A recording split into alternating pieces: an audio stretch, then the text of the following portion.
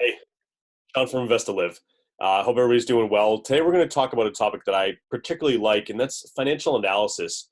What it is, how we think about it, what are some of the techniques used in the process of performing this analysis. But let's set the stage first and foremost. So, financial analysis is really referring to how we look at a company. It could be profitability, how stable they are, their ability to stay in business or persist into the future. And this could be at the entire corporate level, perhaps. It could be a subsector of the business, or it could be even tied to specific ongoing projects within an organization. The idea behind financial analysis as well is that it's typically going to be performed by professionals who specialize in this space and will typically report or create reports in and around what they're learning from the financial materials. Now, the key here is that typically we're taking materials such as financial statements, balance sheets, other known entities that have been accounted for. And the idea between the analysis is how we interpret and understand what those reports and assessments are telling us. Now, the idea here is both internally, we want financial analysis to be done so that our leaders can understand what's happening in the business in a usable or executable format. And externally, if we're talking about investors, it's so that I can quickly understand or assess what I think might happen to this company. Is the stock price going to go up or down?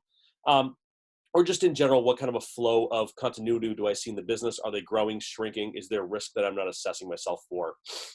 So a couple of key components that we oftentimes think about in financial analysis is what are the determinant factors we're trying to understand? And this is not meant to be all of them, but just sort of a short list. We want to know right off the bat is, are we making good decisions around investing or lending capital from a corporate perspective? Does management have informed sections or alternatives they could be performing with the market that they have in front of them? Are they able to acquire, buy, purchase new assets, get rid of or be gone of current liabilities? They might want to understand, do they have budget or capital to manufacture new products, buy materials they need? Essentially, what we're really looking at is, are we taking the best advantage of what we have on our balance sheets, on our income statements? Do we understand the direction of the business? Are we making the best use of that capital that we have, from cash to people to manufacturing resources to any other resource for that matter? Now, you're getting the feeling here that we're talking sort of big picture. It can be anything really, but some of the key factors we oftentimes think about when we look at where this analysis is done from like a leveling perspective is a couple of key elements we're going to look at as well is perhaps profitability, right? Will this company be able to continue to bring in revenue, continue to grow, but both in a short-term perspective as well as a long-term outlook on the company? Now, we also look at degrees of profitability as well. This is going to typically be tied to the income statement, which will report on the company's results of ongoing operations. But profitability can be looked at in a number of ways. There could be metrics or key KPIs or key performance indicators that we're trying to track to. It could be ensuring that we're targeting towards the right high margin offerings, or it could even be that we're aware of low margin offerings that are driving growth in other kinds of ways, bringing in new products, opportunities to develop other offerings for our clients. Another piece we oftentimes look at is solvency. Solvency, put simply, is a company's ability to pay off its obligations to creditors and other third-party vendors. So think a mortgage or capital that was borrowed to buy material, things like that. Now, solvency is very different than our next one, which is liquidity. Liquidity is really an ability for a company to maintain cash flow in a positive way. This is to say, after operating expenses, we're leaving at the end of the day with actual money that can be put towards current issues or needs for that capital. So the idea here is we have immediate ongoing costs, the ability to pay off payroll or rent or ongoing operational cost of the business. The next piece really is stability. Stability is the ability for a company to remain in business over the long haul.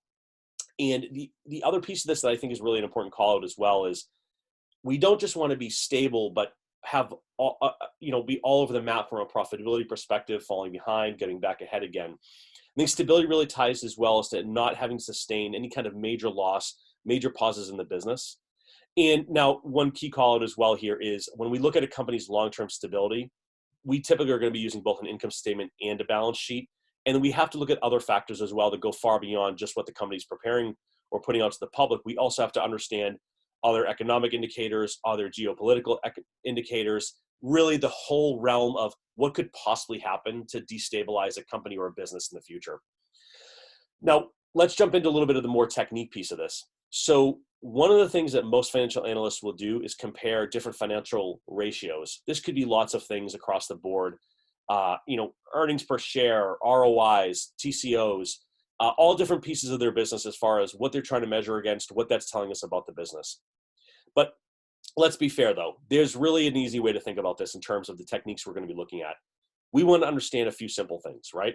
How is past performance, right? So we want to look back over a certain amount of time. That time can be variant. It could be month over month, quarter over quarter, year over year. It could be going back 5 years, 10 years, 15 years, depending on what makes sense for what we're trying to understand. The next piece of this is really future performance. Future performance is when we look at historical figures or historical numbers for this company and try to leverage a statistical technique to understand what is likely to happen in the future. Not guaranteed, not for sure, but what has a statistically relevant perspective to trend into the future. If things have been going really well, do we believe they're going to continue going that way? Well, why? What are the driving factors of that? We need to know these things to ensure that whether we make an investment in our own company, an investment by buying shares of a publicly traded company, or even sometimes for other reasons, just what is the directionality of this company? I think there's a very big piece of this as well that we want to try to assume not just what the statistical relevancy is of future performance, but what that range of possibilities might be. Think of it in terms of an upper bound and a lower bound. If we make 100 million a year, is it likely we're going to have 20% growth, lose 5%? Is there some sort of event coming up that could really blow this number up or put the company in an issue from a stability perspective? This is what we're looking at with future performance, is really understanding those statistical models and what they're telling us. Now, of course, the other piece that we're looking at all the time, especially in the world of financial analysis, is what we call comparative performance. This is when we take two companies that are very similar to each other. Now, this could be a myriad of offerings. It could be two retailers. It could be two manufacturers. It could be Pepsi versus Coke. It could be Home Depot versus Lowe's Home Improvement. The idea is we want to get as close as possible to a similar type of company, product, service, some sort of very good comparable to let us know both how are we performing in the market against our peers and competitors, as well as where we sit on that spectrum of compatibility and competability. Again, there's a lot of science in here, but there's also quite a bit of art as far as how we design these. Some things are very easy, right? Earnings per share is a formula. Comparative performance against peers, that's not so scientific. That's really taking the skills of a professional who knows this space, what kind of attributes they want to pull in to do a comparative analysis, and then leveraging those and also explaining them as well so we know how they came up with that analysis. So the other piece from a technique perspective as well is there's a lot of soft factors or things you may not be able to consider. Balance sheets and income statements are great for knowing the math. Comparative performance within segments and markets is great for looking at how we're compared to our peers. But there's other things to consider as well. Does the size of the company impact its ability to be profitable? Are they small and nimble with high margins, but those margins go away if they grow, double, triple in size? Are they doing really well because they've been raising capital consistently? What if that capital went away? What about the markets? Are we in an uptrend or downtrend? Are people spending for some reason that's been regulated in that might go away? Are taxes affecting our ability for these companies to maintain profitability? What if that was to change? These are the kind of factors you want to constantly be taking in when you're looking at financial analysis in general. Is you want to really build out that full vision of what the risk is, where the risk might lie, but also really start to play with the idea of what are the things maybe we're not thinking of. Get creative. Think about what could happen. What's happened in the past, during past market crises moments, during savings and loan crisis, during the 08 crisis, or the 01 tech boom. It's really important to understand what kind of black swan events could happen that could affect these companies. Now, let's wrap this up with some of the challenges that we have typically when we're speaking to this idea of financial analysis. And there's actually quite a few. Number one, first and foremost, not everyone thinks about things in the same terms. Yes, when we're talking about the actual mathematical ratios we're running or those comparative analytics, those are mathematical equations. Something plus something equals this, right? Those are knowns.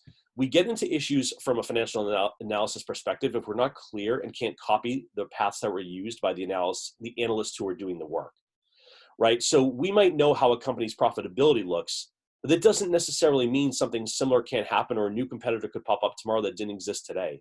Or even frankly, a company that looks like it's trending in a great direction and could be going on forever could disappear just as easily. The other piece of this as well is too many people tend to take one or two ratios or points of analysis and think that it's the end all be all. I'm going to talk about this in the perspective of an investor for a second, less so someone who's running the company. If you're just looking at one single piece of the pie from a mathematical equation perspective, you could be missing the boat. If you're just looking at earnings per share, but not ongoing costs or comparative timeframes or variance within margin or any other number of pieces, you could really be missing the boat and missing an opportunity to maybe get in on something that's great or get out of something before it goes the wrong direction.